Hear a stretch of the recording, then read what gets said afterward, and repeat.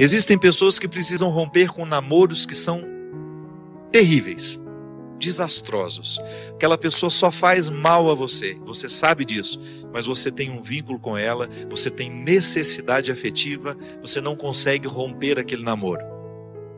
Então, você, de repente, você se encoraja, você fica com tudo claro diante de você, essa pessoa não me faz bem.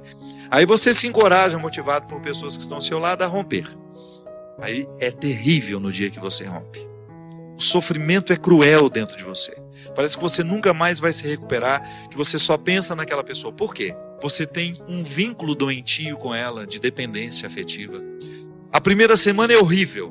Você sofre, você chora, mas de repente você começa a dar passos de libertação. É como se você estivesse andando na direção de uma terra que só vai te fazer bem. E um mês depois aquele sofrimento ficou melhor, 2 meses depois aquele sofrimento melhor, e de repente você não está nem mais lembrando. Claro que ainda existe ali um vínculo silencioso sendo desarmado, porque a dependência afetiva, ela não morre da noite para o dia.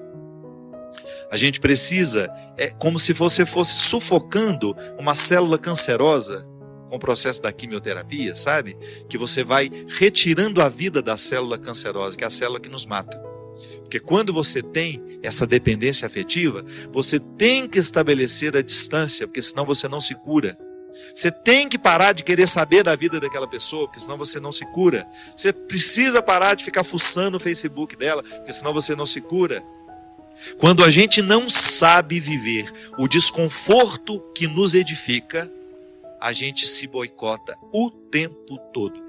É impressionante como essa mão de Deus nos auxilia assim, nos fazendo conscientes do que nós precisamos romper na nossa vida.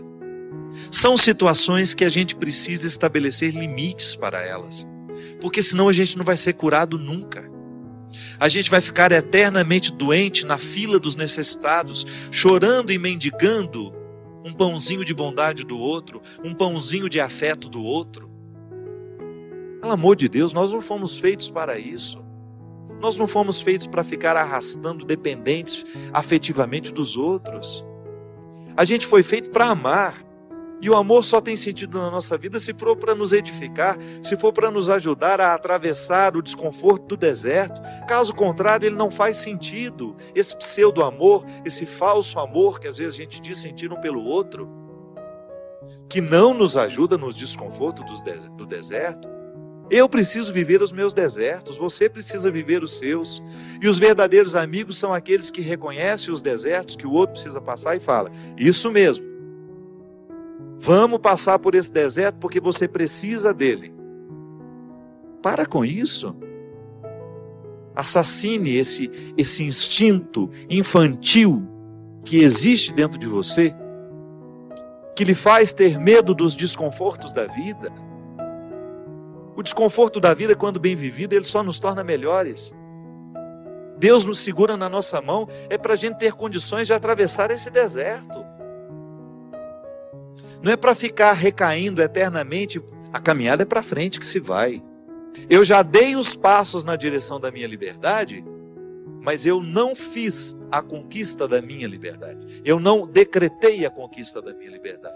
Então eu fico afetivamente preso ao meu passado, lamentando o namoro que terminou, a situação que foi terminada, a amizade que foi traída. Não há uma fórmula mágica para a vida, ainda que a gente não acreditasse em Deus. Nós teríamos de viver os desconfortos que nos fazem crescer. Ainda quem não crê em Deus precisa enfrentar os desconfortos de sua história, de sua existência. Agora é claro que quando a gente acredita em Deus, quando nós acreditamos de que existe alguém superior a nós, nos capacitando para a gente fazer a travessia, um conforto a mais nos é oferecido.